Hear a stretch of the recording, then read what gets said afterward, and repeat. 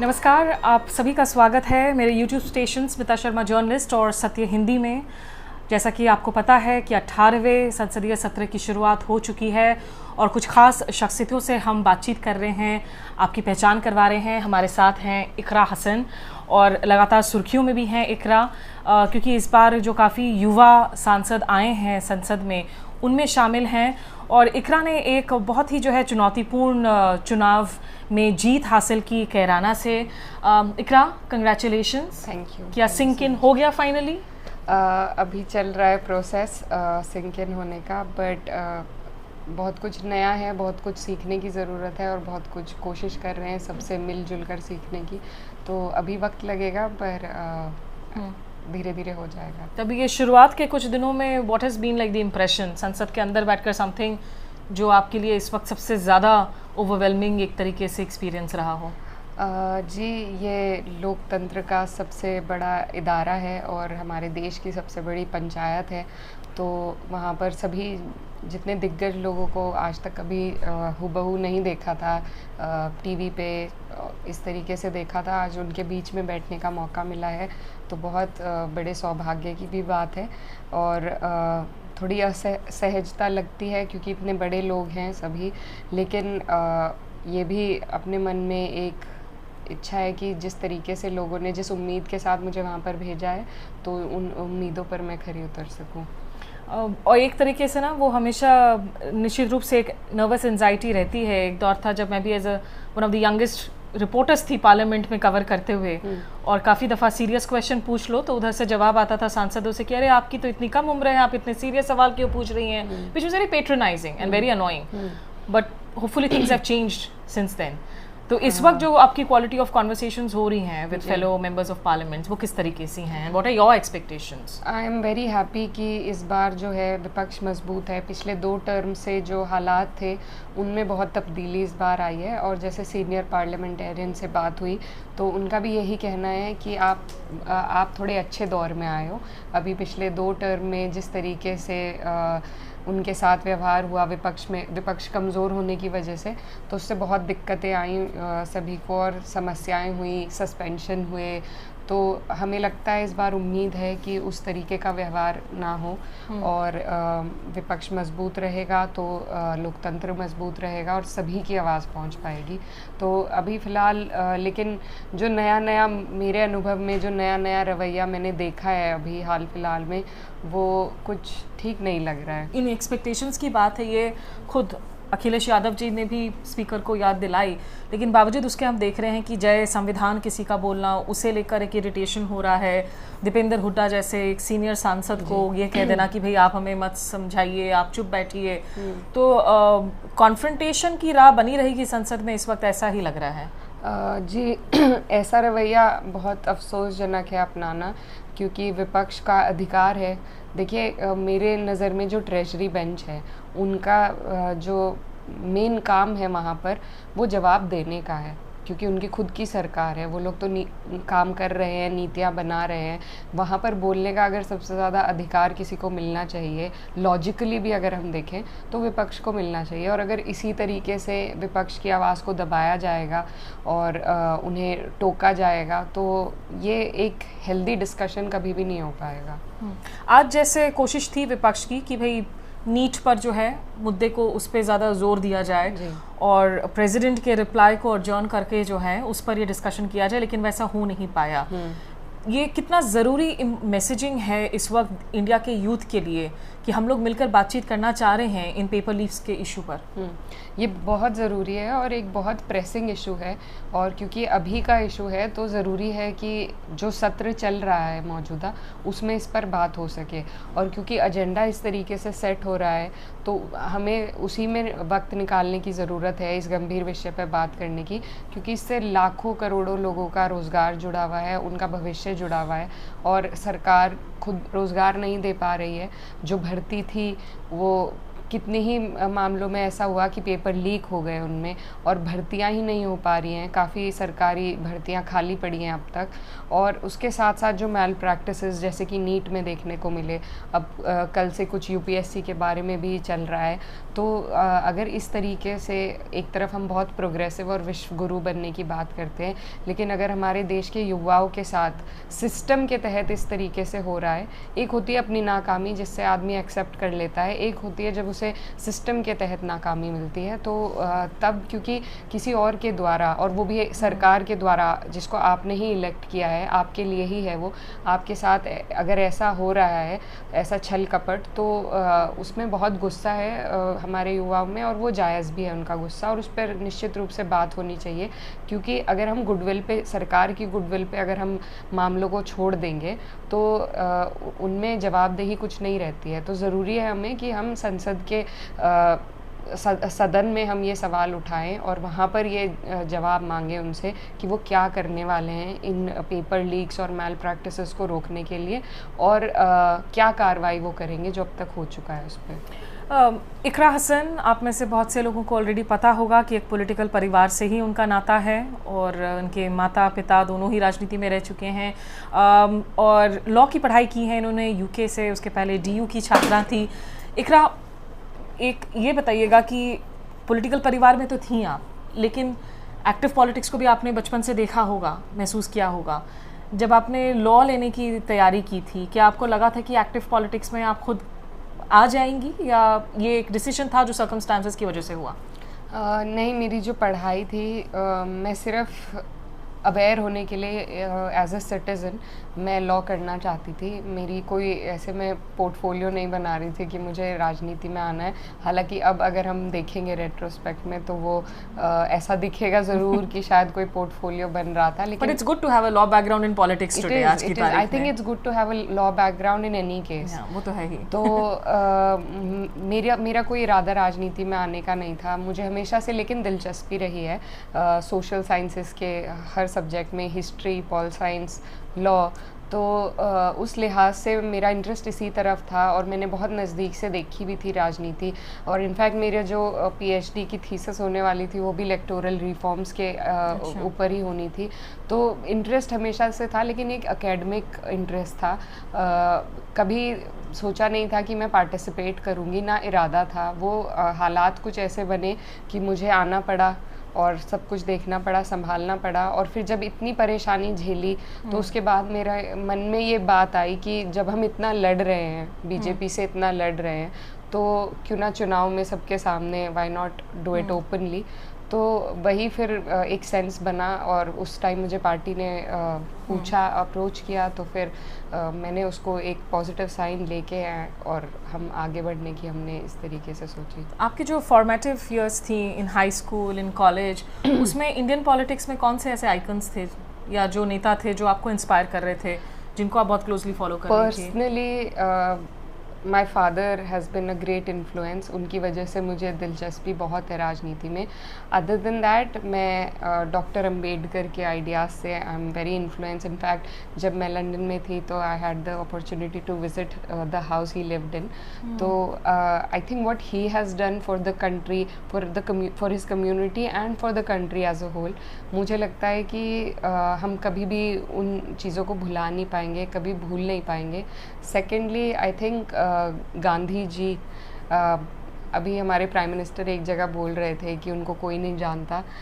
I'd like to refute that, क्योंकि अगर United Nations का कभी झंडा हाफ मास्ट पर गया था तो वो हुआ था जब गांधी जी का देहांत हुआ था, तो असैसिनेट हुए थे वो। और गांधी जी किसी ऑफिशियल पोस्ट पे नहीं थे, he was not at an official post, but the whole world respected him so much कि उन्हें ज़रूरत ही नहीं थी किसी ऑफिशियल पोस्ट पे होने की। तो I think that in it self describes how important he was and he still is. And in fact जहाँ मैं लंदन में रहती थी, मेरी यूनिवर्सिटी जहाँ थी, उस जोन में 2 मूर्ति उनकी थी। एक तो उनकी वेस्टमिंस्टर के कंपाउंड के अंदर ही है, पार्लियामेंट के, जो बहुत बड़ी बात है अगर आप उसे एनालाइज करें कि एक ब्रिटिशर्स जब इंडिया पर राज करते थे, जिन लोगों ने उन्हें जिसने उन्हें यहाँ से भगाया, उसी की मूर्ति को उन्होंने अपने यहाँ पर लगा रखा है आज. So that in itself says a lot. And उसी जोन में 2 मूर्तियाँ उनकी थी, तो ऐसा बिल्कुल नहीं है कि उनको कोई नहीं जानता. In fact he is respected everywhere. So these are the leaders. Lal Bahadur Shastri ji, his famous quote जय जवान जय किसान, जो हमारे यहाँ बहुत फेमस है, because I come from a constituency which is very agrarian based, और शुगर केन बेल्ट है वहाँ पर. और वहाँ पर अभी भी एक अग्निवीर का जो मुद्दा चल रहा है, उसमें ये नारा फिर से बहुत मशहूर हुआ, क्योंकि किसान जो हैं वो, उनकी जो कमाई का ज़रिया है वो खेती बाड़ी है. लेकिन किसान अपने आप में बहुत गर्व महसूस करते थे अपने बच्चों को ज़्यादातर को जब फ़ौज में भेजकर. आज उनसे वो अधिकार भी सरकार ने छीन लिया. तो इस दौरान भी ये नारा बहुत मशहूर हुआ.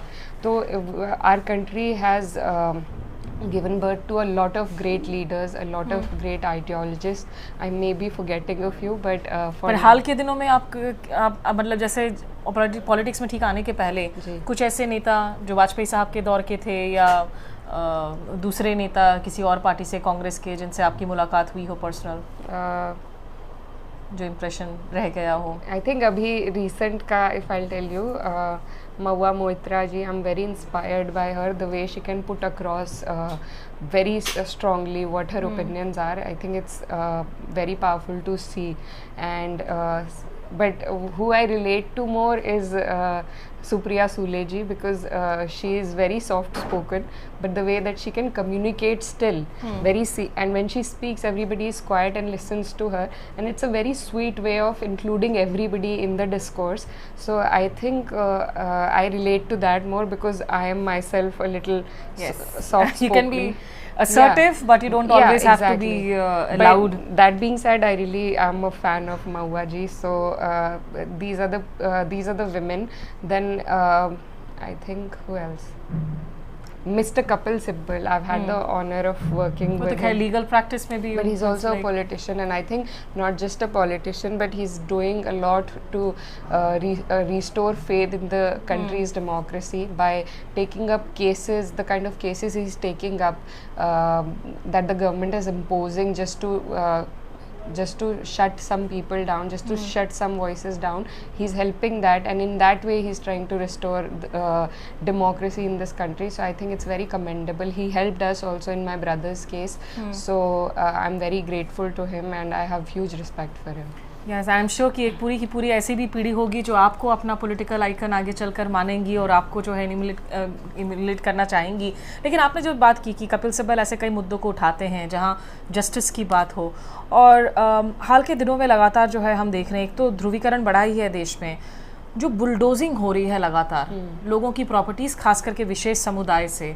जब हम देख रहे हैं वो मार्जिनलाइज कम्युनिटीज़ हो, मुस्लिम्स हो, उनके घर बुलडोज कर दिए जा रहे हैं at the drop of a hat. इसको लेकर कई लोग सोशल मीडिया पर सवाल पूछ रहे हैं कि कांग्रेस अभी तक ओपनली इसको क्यों नहीं उठा रही है, क्यों मुस्लिम्स के हित की बात नहीं कर रही है. शायद आने वाले दिनों में संसद के अंदर पर बात हो, लेकिन ये in a way is a bulldozing of law. It's a bulldozing of the entire judicial process. आप लॉ की छात्रा रही हैं, आपको क्यों लगता है कि इसको एक्सेप्टेंस मिल रही है समाज में, इसको स्वीकृति मिल रही है समाज में कि अरे लोग बड़े खुश हो जा रहे हैं, ठीक है आप कोई अक्यूज्ड है, आपने उसके घर को बुलडोज कर दिया, योगी आदित्यनाथ को आपने हीरो बना दिया है, शिवराज सिंह चौहान इसे कॉपी करने लगे थे. बुलडोजर एक्शन को क्यों स्वीकृति मिल रही है लोगों में? I think it's an example of the decay within the society, and it's been propagated by a certain party and people with a certain ideology. और ये बहुत ख़तरनाक है, क्योंकि if this continues तो ये न सिर्फ एक कम्युनिटी के लिए रहकर, ये फिर और कम्युनिटीज़ के ऊपर भी इसी तरीके से प्रहार होगा. सो अगर हम आज इसके लिए आवाज़ नहीं उठाएं, and we need to do something as a society. हम किसी एक पार्टी पर इसका ओनस नहीं डाल सकते कि आप आवाज़ उठाएंगे. और मेरा लगातार जर्नलिस्ट से हमारी बात हो रही है, तो मेरा आप लोगों से भी ये सवाल है कि why not ask this question to the BJP, who is doing it. I mean, what the opposition can do is raise voice, of course, and we should be doing that. But we can't be the ones to ask BJP. It's only you who can ask BJP why this is happening and on what basis is this being decided कि ऐसा हो, क्या उन्होंने गलत किया। अभी हाल ही में UP में खास तौर पर बहुत बुरा हाल है। अभी अकबर नगर का अगर आपने इंसिडेंट देखा हो, लगभग 1200 घर उन्होंने they've razed to the ground and सिर्फ उनसे कुछ नहीं पूछा गया। 40 साल से वो लोग टैक्स भर रहे थे, तो फिर टैक्स भरने का भी क्या फ़ायदा है। और आप किसी पुरानी सूखी नदी को रिस्टोर करने के लिए आप अगर वहाँ पर आज की जीविका को ख़त्म करना चाहते हैं तो ये किसी कल्चर को सेव नहीं कर रहा है, किसी संस्कृति को सेव नहीं कर रहा है। इनफैक्ट बाहर इंटरनेशनल मीडिया में जो परसेप्शन इंडिया का लगातार बनता जा रहा है, it's not something to be proud of. आखिरी 2 सवाल आपसे इकरा मैं करना चाहूँगी, क्योंकि उत्तर प्रदेश हमने भी काफ़ी टूर किया, जहाँ जहाँ हम जा रहे थे, जो बीजेपी के सपोर्टर्स हैं या लोगों का उनका ये कहना था कि लॉ एंड ऑर्डर इम्प्रूव हो गया है योगी आदित्यनाथ के रिजीम में, और एक हमेशा डर रहता है कि अगर सपा की सरकार वापस आ जाएगी, क्या वो एक फिर से जो है लॉ एंड ऑर्डर बिगड़ सकता है स्थिति। इस बार जो शानदार प्रदर्शन किया है अखिलेश यादव ने पीडीए के जरिए कांग्रेस के साथ हाथ मिलाकर, 2027 में वहाँ चुनाव होने हैं, ये लॉ एंड ऑर्डर की सिचुएशन को लेकर काफ़ी हमने इनकाउंटर्स होते हुए देखे, जिनमें से फेक इनकाउंटर्स की भी बात हुई। लॉ एंड ऑर्डर सिचुएशन को लेकर क्या आप कहेंगी और कैसे एड्रेस करेगी अगर कल को सपा की सरकार बनती है? If we continue from where we left, ये जो बुलडोजिंग हो रही है ये भी लॉ एंड ऑर्डर का ही एक पार्ट है। अगर और जिस तरीके से हाल फिलहाल में क्विक डिसीजन को अगर आप जस्टिस मानते हैं तो ये भी एक परसेप्शन सोसाइटी के अंदर इस पार्टी द्वारा बनाया जा रहा है। पर मैं नहीं मानती, फिर तो हमें न्यायपालिकाओं में ताला लगा देना चाहिए। फिर क्या ज़रूरत है, क्योंकि हमारी जो कंट्री का लॉ है वो इस मैक्सिम पे भी बेस्ड है कि you are innocent until proven guilty. तो अगर आप इस मैक्सिम को हटा देते हैं, this is the basis of our law in this country, and if you remove that then तब तो यहाँ पर बस केओस होगा, जंगल राज होगा। और वो यूपी में तो ख़ास तौर पर देखने को मिल रहा है, क्योंकि जिसका मन करता है, जो मन में आता है बीजेपी के, उसके साथ वो जैसा चाहे वैसा बर्ताव कर देते हैं। एक पिछले कुछ दिनों पुरानी बात है, एक लड़की थी जो प्रोटेस्ट कर रही थी, उसके घर को तोड़ दिया गया। तो इस तरीके से अगर कोई भी आपके खिलाफ आवाज़ उठाएगा और आप उस पर कोई भी कानूनी गैर कानूनी कार्रवाई, इस तरीके की असंवैधानिक कार्रवाई बुलडोजिंग की अगर करेंगे, तो कल को फिर हम क्या मैसेज दे रहे हैं आगे के लिए। आज के दिन आज जो हिस्ट्री लिखी जाएगी, तो आगे हमारे आने वाली पीढ़ियाँ सिर्फ बीजेपी पर उंगली नहीं उठाएगी, बट एज अ सोसाइटी हम सब पर उठाएगी कि why didn't we stand up against it. So I think we as a whole the whole of society needs to think about it and do something about it, क्योंकि ये बहुत गलत है। और रही कानून व्यवस्था की बात, इन्होंने कुछ इम्प्रूव नहीं किया है। सिर्फ जो 100 नंबर की जो बसेस चलाई, जो गाड़ियाँ पुलिस को दी गई थी, उनको पेंट करके 112 और अपने नंबर लगा दिए हैं। और अगर आप NCRB की रिपोर्ट्स देखेंगे, मेरी नहीं मानेंगे, तो रिपोर्ट्स में अगर हम देखें तो महिलाओं के खिलाफ उत्पीड़न बढ़ता जा रहा है, उनके केसेस तो ऐसे भी रीड किया जाता है ना कि because reporting is higher now, that's why you are getting to hear of more cases. काफ़ी जगह औरतें कह रही हैं कि हम जिन क्षेत्रों में शाम के 6 बजे के बाद नहीं निकलते थे, अब हम रात के 10 बजे तक निकल रहे हैं। तो उस हिसाब से काफ़ी सारे लोग हैं जो एक्चुअली लॉ एंड ऑर्डर को एक की इशू मान रहे थे चुनावों में। पर काफ़ी सारे लोग ये भी कह रहे हैं कि हम अब ज़्यादा परेशान हैं, हमारे साथ सुनवाई भी नहीं हो रही है। तो हेरसे पे तो फिर आप कुछ भी कंक्लूजन पे नहीं पहुंच सकते। लेकिन रिपोर्टिंग की बात जो आप कह रहे हैं, अभी भी बहुत से ऐसे केसेस हैं जो नहीं रिपोर्ट हो रहे हैं, specially in communities that are of the backward communities, Dalits, OBCs के केसेस आज भी रजिस्टर नहीं होते हैं। और इसमें सबसे बड़े एग्जांपल्स तो एक तो हाथरस कांड था, पुलिस वालों ने ही उनका अंतिम संस्कार कर दिया गया, उनकी रिपोर्टिंग नहीं होने दे रहे थे। और उसके बाद जिस तरीके से बृजभूषण सिंह ने महिला खिलाड़ियों के साथ जैसा व्यवहार हो रहा है, मुझे नहीं लगता है कि एक आम महिला अगर थाने में रिपोर्ट लिखवाने जाती है तो उसे बहुत इज्जत से सुना जाता होगा, क्योंकि जब आप इतनी बड़ी महिला खिलाड़ियों को ही नहीं आप इंसाफ दिला पा रहे हैं, तो वो एक अपने आप में एग्जाम्पल है जिससे बहुत कुछ हमें जानकारी मिल सकती है। निश्चित रूप से अब लोगों का भरोसा तो हिला ही है, नहीं तो इतने आंकड़े नहीं आते आप लोगों को। बिल्कुल लास्ट क्वेश्चन इकरा, आपके कैंपेन टूर पे जब मैं थी, काफ़ी जगह मैं लोगों से पूछ रहे थे, अब जैसे गन्ना किसानों से भी पूछ रहे थे, वो एक तरफ वो कह रहे हैं कि उनकी हालत बड़ी दुखी हालत है, पेट में क्या हम तौलिया लपेट लें, हम क्या नमक खा लें। बहुत सारे ऐसे लोग थे जो आरएलडी से नाराज़ हैं, जयंत चौधरी से नाराज़ है कि क्यों आपने भाजपा का साथ दे दिया फार्मर्स प्रोटेस्ट के बाद। लेकिन बावजूद इसके कुछ हिचकिचाहट थी कि इकरा जीतेंगी नहीं जीतेंगी, क्योंकि आपकी एक धार्मिक आइडेंटिटी को लेकर लोग सवाल पूछ रहे थे।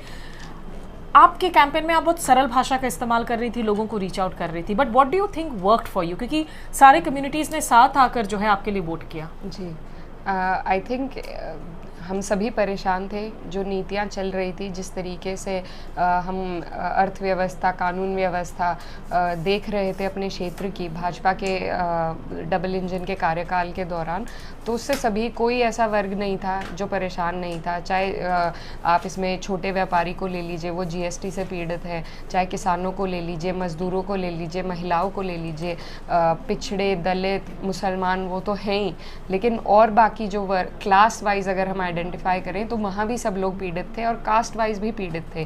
तो सभी आपस में जब एकजुट होकर हमने सब में आउटरीच का प्रयास किया, और जब हम गए हमें बहुत सपोर्ट मिला। जब गठबंधन टूटा था तो हमें भी थोड़ी हमारे भी हौसले थोड़े डगमगाए थे, लेकिन उसके बाद जब हमें एहसास हुआ कि नहीं, चुनाव तो लड़ना ही है, लड़ाई तो लड़नी पड़ेगी, तो उसके बाद हमें जिस तरीके का समर्थन सबसे मिला, क्योंकि इस भाजपा सरकार से लोगों को बहुत उम्मीदें थी और उस उम्मीद पे ही इतनी बड़ी बहुमत इन्हें 2 बार मिली थी, लेकिन उसका इन्होंने कोई इस्तेमाल नहीं किया। भाजपा ने सिर्फ एब्सेंटी पॉलिटिशियंस पैदा किए जो मोदी जी के नाम पर वोट लेते थे, अपने क्षेत्र में जाते थे और किसी की सुनवाई नहीं होती थी। तो उससे लोग परेशान हुए और उन्हें एहसास हुआ कि जहाँ सुनवाई नहीं है वहाँ फ़ायदा कुछ नहीं है। तो उसका बहुत एक बड़ा फ़ायदा मिला। हमने प्रयास किया कि हमारे यहाँ पर आइडेंटिटी पॉलिटिक्स से हटकर अगर हम मुद्दों की बात करें तो हमने वही कोशिश करी। और बट आप कह रही थी कि शायद बर्डन ऑफ आइडेंटिटी आपको दिल्ली में ज़्यादा महसूस हो रही है कंपेयर टू आपके अपने क्षेत्र में। जी, मैं जब कैंपेन कर रही थी तो मुझे सर्व समाज की, मैं बेटी बनकर कैंपेन कर रही थी और मुझे सर्व समाज का सपोर्ट मिला। तो मुझे एज अ पार्लियामेंटेरियन मुझे सभी के लिए आवाज़ उठानी है, सभी का इंसाफ करना है, लेकिन दिल्ली में आकर मुझे सिर्फ एक तरह के मुझसे सवाल पूछे जा रहे हैं, एक तरह के टॉपिक्स पे मुझसे ओपिनियन मांगे जा रहे हैं। लेकिन मैं बस आपके, thank you for asking this, मैं आपके माध्यम से यही कहना चाहती हूँ कि मैं सबसे पहले अगर जवाबदेह हूँ तो अपनी कंस्टिट्यूएंसी के लिए हूँ। मैं कोई अथॉरिटी ना रिलीजन पे हूँ ना किसी और चीज़ पे हूँ। ऑफ कोर्स अगर कहीं उत्पीड़न होगा तो मैं उस पर ज़रूर आवाज़ उठाऊंगी, चाहे वो दलित समाज के साथ हो, बैकवर्ड समाज के साथ हो, ओबीसी, महिला, मुसलमान, लेकिन मैं कोई अथॉरिटी किसी एक कम्युनिटी के लिए मैं नहीं मानती। मैं हूँ, मुझसे बहुत ऐसे लोग हैं जिन्हें ज़्यादा जानकारी है, जो ज़्यादा तजुर्बा रखते हैं। मैं अपनी कंस्टिट्यूएंसी से सर्व समाज की बेटी बनकर आई थी और अगर दिल्ली वाले मुझे सर्व समाज की बेटी बने रहने दें तो ये मेरे लिए बहुत बड़ी बात होगी। चलिए, अभी आगे बहुत अब लंबा दौर है और हमें इंतज़ार रहेगा कि इकरा हसन अपना पहला भाषण संसद में, अपने पहले रिमार्क्स जो हैं आखिर कब देती हैं, और मुझे पूरा यकीन है कि आप पूरे दमदार तरीके से अपनी बातों को रखेंगी। बहुत शुक्रिया, thank you so much Iqra. Thank you. तो आपका भी बहुत शुक्रिया इस बातचीत को देखने के लिए। कंटेंट को लाइक शेयर करना ना भूलें और बेल आइकन को ज़रूर प्रेस करें नोटिफिकेशन के लिए। नमस्कार, आदाब।